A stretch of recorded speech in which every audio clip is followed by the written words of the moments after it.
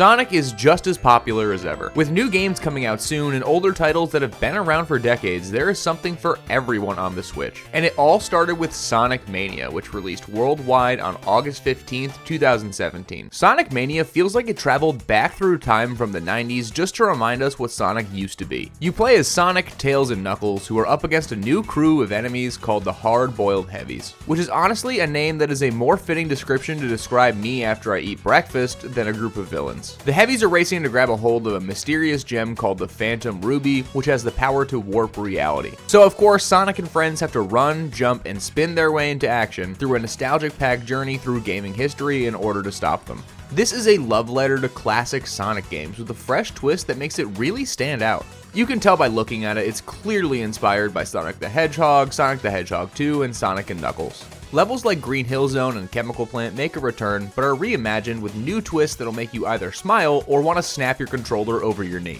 It also borrows a little bit from Sonic CD with some time travel, so it's basically a remix of all of the best ideas from older Sonic titles wrapped up into a modern package. Mania was actually developed by a group of indie game designers and Sonic fans led by Christian Whitehead, who is known for creating a bunch of Sonic fan games, and Sega saw what he was doing and realized that he might actually be a better Sonic level designer than they were. So they hired him to make an official Sonic game. So you know it was literally built with love from the Sonic community, which is probably why it turned out to be so good.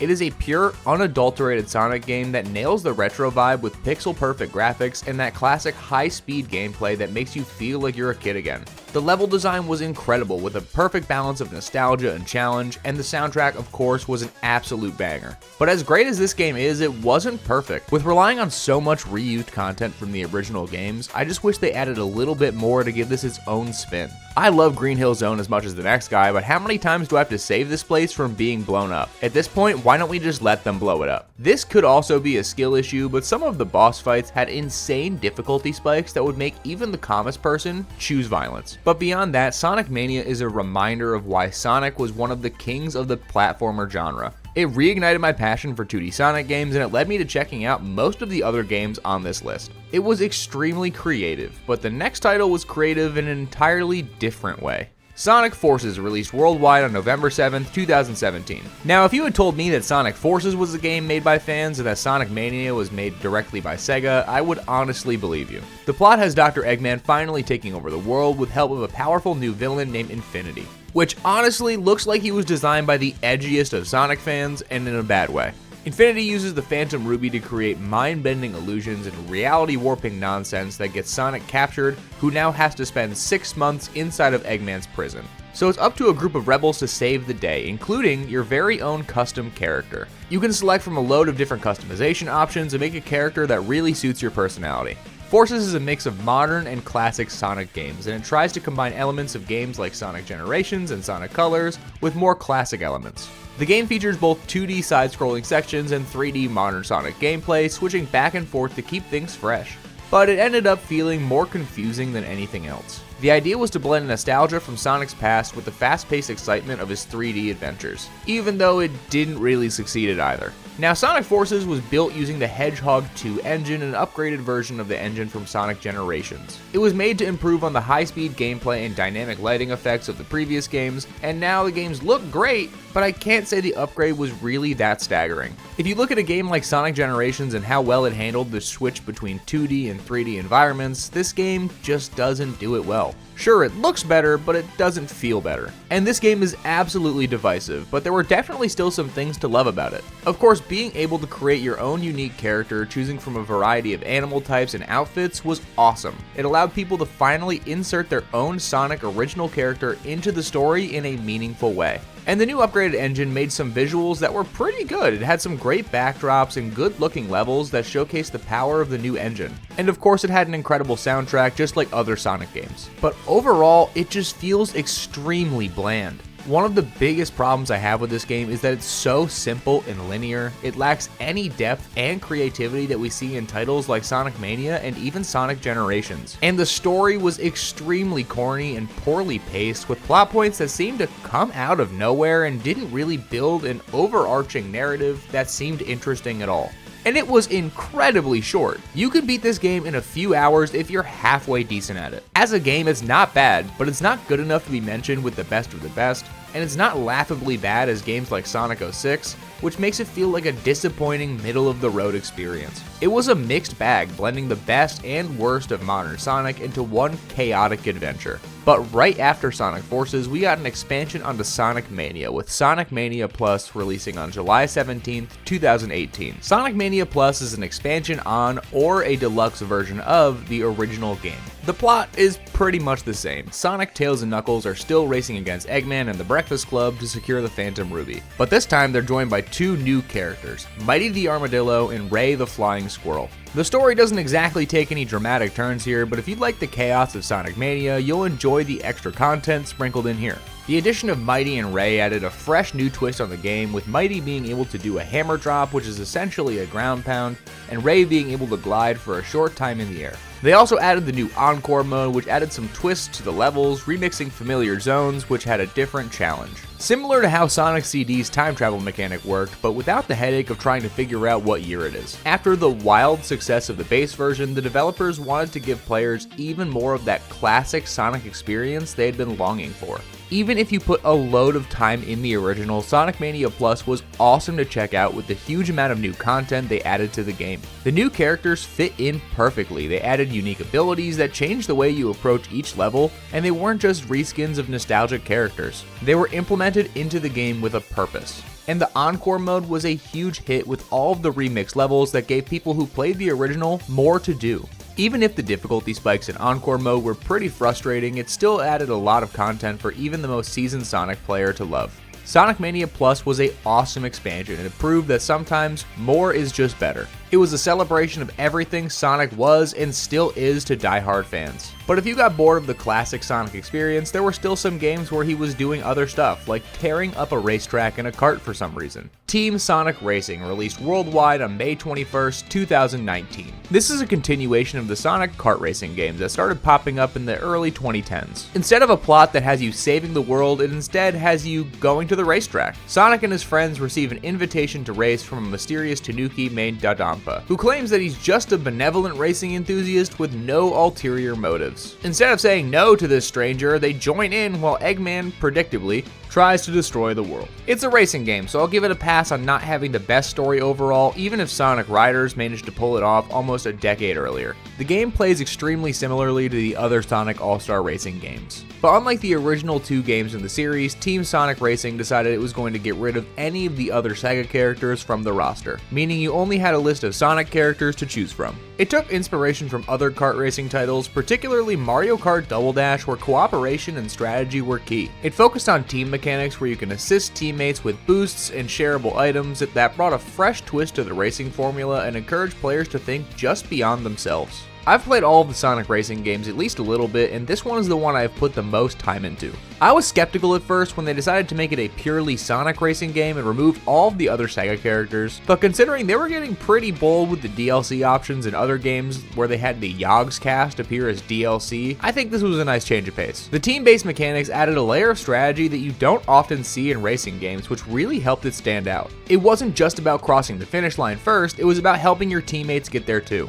Slipstream boosts, item box transfers, and the team ultimate moves made the game feel like it was a collaborative effort, which was a breath of fresh air because most any kart racers try way too hard to be the next Mario Kart. The tracks were also a nice change of pace, and they were filled with vibrant visuals and references to classic Sonic games that made each race feel like a trip down memory lane. Now, if you're a fan of the other Sonic racing games, it definitely had a lack of content. They removed all of the other Sega characters, which was nice, but they didn't really replace it with all that much. And I missed the transforming vehicles that made Racing Transformed really stand out from other kart racers. If you were hoping for a more expansive roster, then I can understand why you would be disappointed. The story mode was also pretty bad. The missions were really repetitive, and the dialogue seemed like it was more filler than actual story. And it feels like they added the story mode as an afterthought as opposed to building it from the ground up with the game. And let's be honest for a minute. The attempt to explain why Sonic the Hedgehog, a character known for running at supersonic speed, would ever need a car for anything left me confused and overall upset that they wouldn't make a real Sonic racing game that was what Sonic R should have been.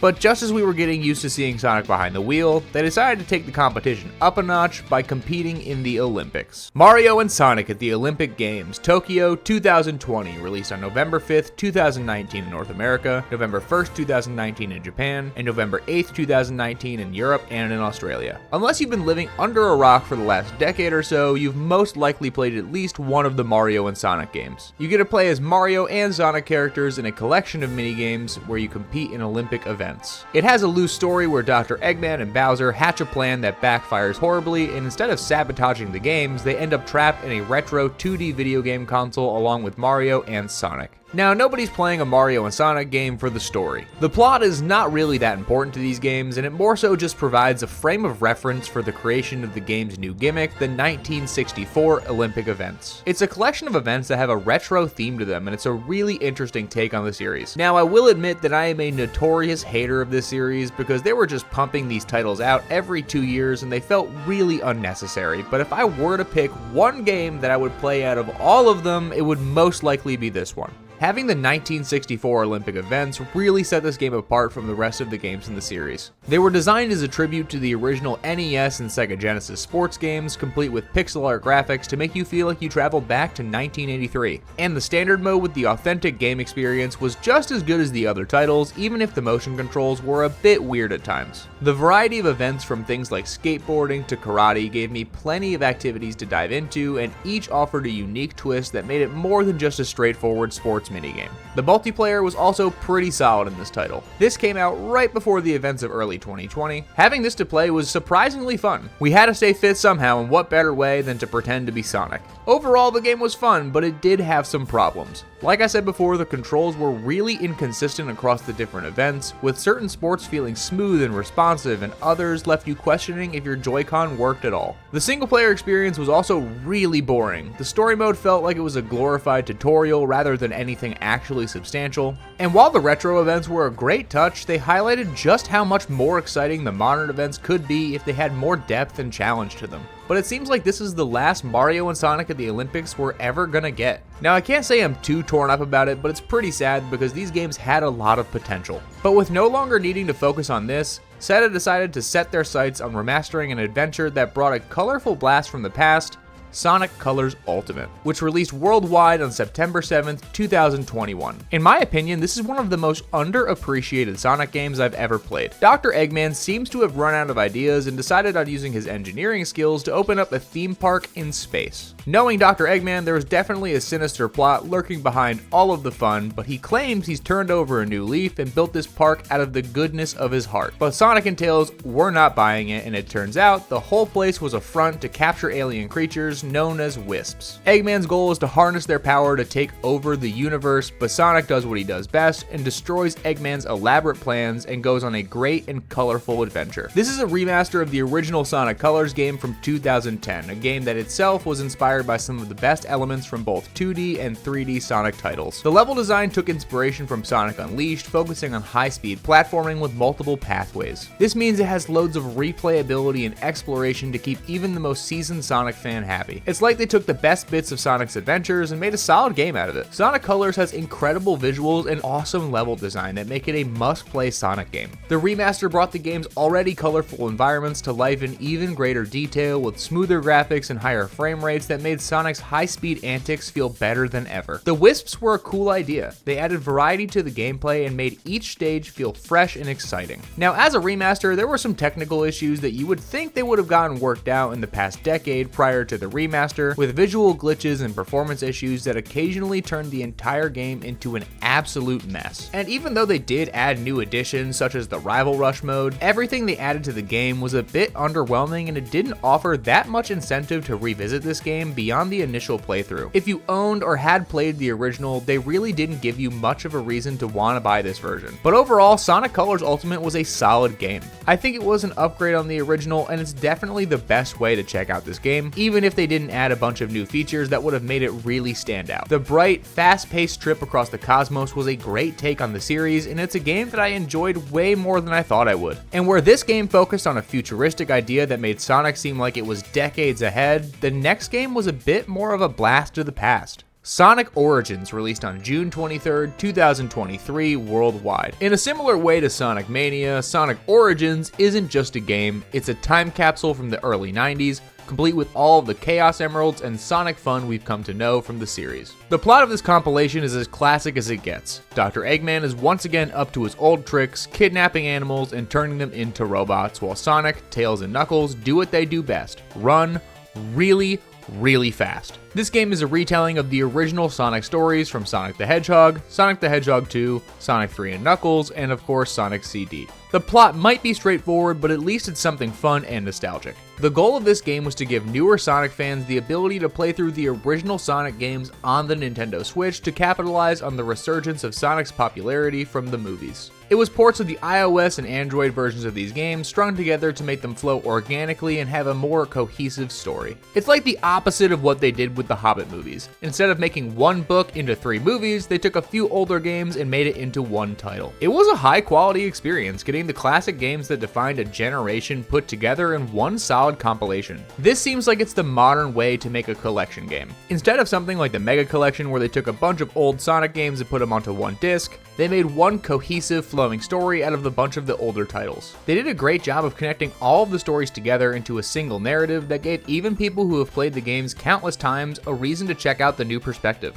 And of course, the soundtrack remained as catchy and iconic as ever. Now, if you were looking for any significant new content or expecting more extras or behind-the-scene goodies to celebrate Sonic's legacy, then you are gonna be disappointed. This was just a new way to experience these games and not made to celebrate Sonic's legacy or anything more than that. It did get a DLC that added the ability to play as Amy and added more content from the Game Gear, but beyond that, it was just a normal DLC. It did have a few technical issues and glitches here and there, but overall, Sonic Origins served as a trip down memory lane and a solid introduction for new fans to the classic Sonic adventures that made him a household name. It brought Sonic's legacy back to the forefront, reminding everyone why the Blue Hedgehog became such an icon in the first place. But Sega never stops trying something new, and that is absolutely the case with Sonic Frontiers, which released worldwide on November 8th, 2022. Sonic Frontiers marks the moment when Sonic made the jump to the large open-world format that many other games had made recently. You get to explore mysterious landscapes that look like they were pulled straight out of a Zelda game, with a plot that kicks off with Sonic, Tails, and Amy getting sucked into a wormhole while investigating the Starfall Islands. Sonic wakes up alone in a strange digital world called cyberspace, with his friends trapped in some kind of jail cell. Your goal is to save your friends and unravel the mystery behind these ancient islands, all while dashing through ruins, fighting massive robots, and collecting the Chaos Emeralds. As a first attempt at an open-world Sonic game, it did a pretty good job.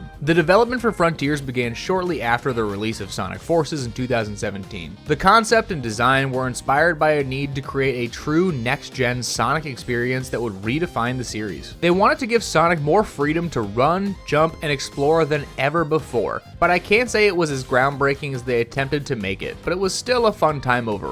They weren't afraid to try something new. The open world gameplay was a breath of fresh air, giving people the chance to explore and interact with the environment in ways we've never seen in a Sonic game. The sense of speed and freedom as Sonic dashed across massive landscapes was refreshing, and the cyberspace levels provided just the right amount of classic Sonic action for longtime fans. It was absolutely an ambitious game, but it wasn't without its fair share of problems. The open world areas were beautiful, but they were kind of empty and lacked the energy that Sonic games were known for. Seeing Sonic in a realistic open world like this just feels out of place. If they had designed it to look something more like Green Hill Zone, I'm sure it would have worked way better. And the combat system, though improved on previous titles, sometimes felt repetitive, with battles against enemies and bosses that dragged on way longer than they needed to. I get this was the first attempt to make an open world Sonic game, but there were some technical issues that caused Sonic to get stuck or glitch out during high-speed sequences that made it feel like it really needed a few more months of development time to get the experience they were hoping for. I love the idea of trying trying to bring Sonic into a 3D open world environment, but if they're going to do it, they should really work on the formula a bit. The idea has so much potential, but this is like a first draft more than a final copy. But for what it is, Sonic Frontiers pushed the boundaries of what Sonic could be, taking the series from linear loops to open world environments and changing the way we think about running really fast. It showed that the franchise isn't afraid to evolve and take bold steps into new territory. But just when you thought Sonic couldn't surprise you anymore, he was back with a new adventure that promised to blend old with new once again, in Sonic Superstars, which released on October 17th, 2023 worldwide. Currently, Superstars is the most recent Sonic game, with Sonic, Tails, Knuckles, and Amy teaming up to stop Dr. Eggman,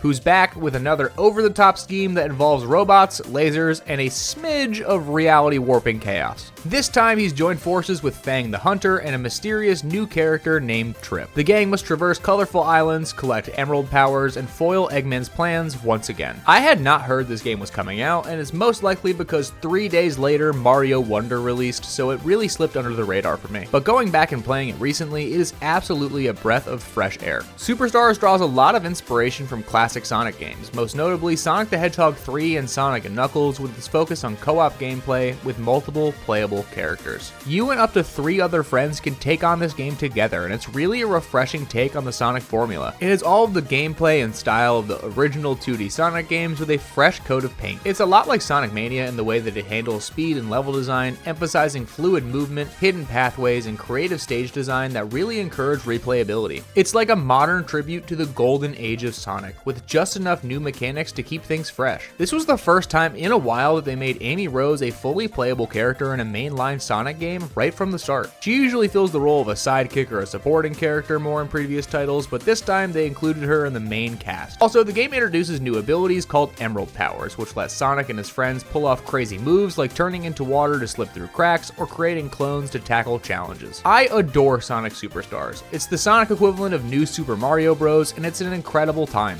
The graphics are crisp and vibrant, with the colorful worlds that Sonic has always had brought to life in a way that feels both retro and fresh. Now, the level design was a little simple and it lacked the complexity and challenge of the older titles, but it's still a great time overall, even if it's a bit easier than the past games. The cooperative mode was a great blend of strategy and chaos, but it got really chaotic and hard to manage sometimes, but that's mostly because my friends are animals. Getting to see 4 characters bouncing along the screen at once is really fun, even if it can give you a headache once in a while. But Sonic Superstars brought the classic Sonic experience into the modern era, proving that even after decades of dashing through loops and collecting rings by himself, Sonic works really well in a multiplayer format. But lastly, we have Sonic & Shadow Generations, which releases worldwide on October 25th, 2024. Sonic & Shadow Generations is a game that's stirring up loads of hype even before its release. It's a remake of Sonic Generations with a bunch of new content featuring the fan favorite Shadow the Hedgehog. Sonic Generations is an incredible game that blends 2D and 3D Sonic worlds together perfectly, and I'm surprised it took them this long to remake it. Shadow plays a huge part in Sonic the Hedgehog 3 the movie, and I'm not surprised they're capitalizing on his success by making him a standout feature in a game that releases just before the movie does. The story kicks off with Sonic celebrating his birthday when a mysterious creature called the Time Eater crashes the party, sucking Sonic and friends into a time vortex where Sonic is hurled into a bizarre white void called the White Space. There, he bumps into his younger, shorter, and squishier 2D self from the early 90s, and together the two Sonics must team up and restore time to save their friends by speeding through classic levels from their past in both 2D and 3D style. Generations is like a nostalgic blend of all of the best Sonic games that came before it. The game revisits iconic levels from across titles in the entire franchise, from the early days of Sonic the Hedgehog and Sonic the Hedgehog 2 to later hits like Sonic Adventure and Sonic Heroes. Each stage was remade into 2 styles, a classic 2D version and a modern 3D version. It's clear that Sonic Generations was built to be a celebration of Sonic's evolution, blending the simplicity of his early platforming days with the speed and spectacle of his later adventures. The 2 different types of gameplay, with classic Sonic's side-scrolling action and the modern Sonic's 3D high-speed adventures, were both executed perfectly, giving players the best of both worlds. The level design was also praised for being faithful to the original zones while still introducing new twists that made them feel fresh and exciting. And the remastered music from across Sonic's history was full of absolute gems. If you like any of the Sonic games, then Sonic Generations is the perfect game to buy. It offered both a trip down memory lane and a high-octane thrill ride that will scratch your Sonic itch in some way or another. It did have a few problems, with the story being pretty thin and predictable, but overall, if you like any of the Sonic games, it was a perfect game for you to check out. I'm sure the new Shadow experience is going to be a great time, and I really can't wait to get my hands on this in a few weeks. Sonic has had a load of great adventures on the Switch, which honestly rival some of his golden years as far as quality and variety. I can't wait to see what Sega has up next for the series, because I will be buying it. And as always, thank you for watching. I hope that you and your family have an incredible rest of your day, and if you like anything that you saw here, please consider subscribing.